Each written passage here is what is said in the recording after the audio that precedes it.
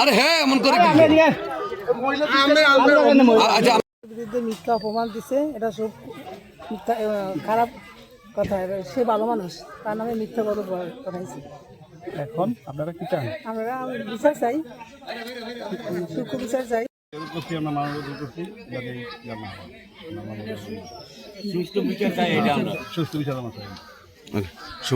আজকের এই মানববন্ধনে যারা আছেন সকলকে আমার আসসালামু আলাইকুম। আসসালামু আলাইকুম। আমাদের হাজী মিজানুর রহমান সাহেব, আমরা প্রকৃতি দেখতে আছি, উনি ঢাকাতে ব্যবসা বাণিজ্য করে এই দেশে অসহায় মানুষের পাশে সবসময় দাঁড়ায়। উনি করোনার সময় অনেক মানুষের সাহায্য সহায়তা করতে, এবং ওনারে যে মিথ্যা অপবাদ দিয়া যে মামলা লটাইতে আছে তারা প্রকৃত নারী নির্যাতন মামলা দিয়েছিল। মিজানুর রহমান ওইখানে 5% জায়গা কিনছে, ওনার জায়গা যদি কাগজে পায় উনি নিবে, কিন্তু ওনার নামে তো এই অপপ্রচার করার মতন যারা করছে এই অপপ্রচার, তাদের জন্য দৃষ্টান্তমূলক শাস্তি চাই। হাজী মিজানুর রহমান পরের ব্যবসায়ী হয়, মাঝে মাঝে বাড়িতে মনে করেন এই যে গ্রামের ভিতরে কেউ বলতে পারতো না, আমার দেওয়ার সবাই গরিবের জন্য সব কিছু করে। এই যে কবরস্থান করছে আমার দেওয়ারে, তারপরে দেওয়া গরিব যত বিয়া দিতে পারে না, মনে করেন অসুস্থ হলে সবাই চিকিৎসা করে, যা খরচপাতি সব আমার দেওয়ার দেয়। আর যে একটা মিথ্যাবাদী কেস দিয়েছিল ওটা মিথ্যা কেস, আমার দেওয়ারে জমি পাইব, এরা এটা না কিয়া করে এরা মিথ্যাবাদী কি করবো পারে না, মানে আরেকটা কেসে অপবাদ দিয়েছে মিথ্যাবাদী অপবাদ। আমরা এটা বিচার চাইতেছি, মিথ্যাবাদের অপবাদে বিচার চাই। আপনারা আপনারা যেটা ভাবেন বিচার করবেন, সুস্থ বিচার করবেন।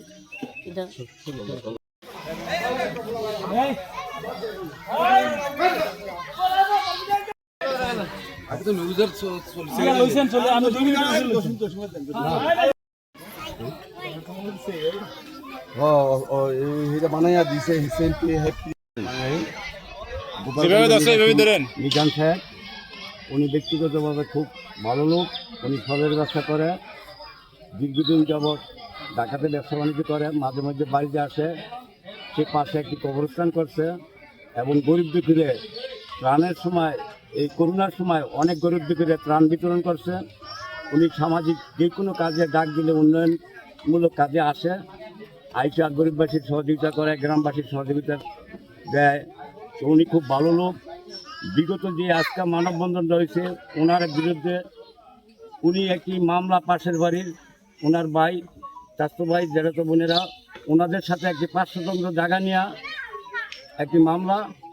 এই মামলার পরিপ্রেক্ষিতে মিজান সাহেব টিউনো অফিসে দরখাস্ত করছেন, থানায় দরখাস্ত করছেন, যাতে সুষ্ঠু সমাধান পাওয়ার জন্য তার নামে খারিজ করা, অনলাইন খারিজ করা কাগজপত্র দলিল ওনার নামে।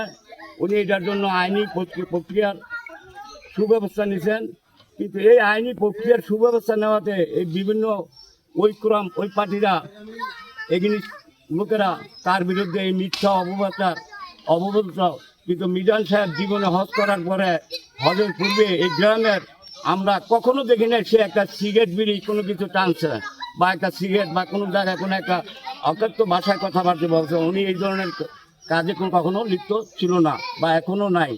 এটি সম্পূর্ণ মিথ্যা অপপ্রচার।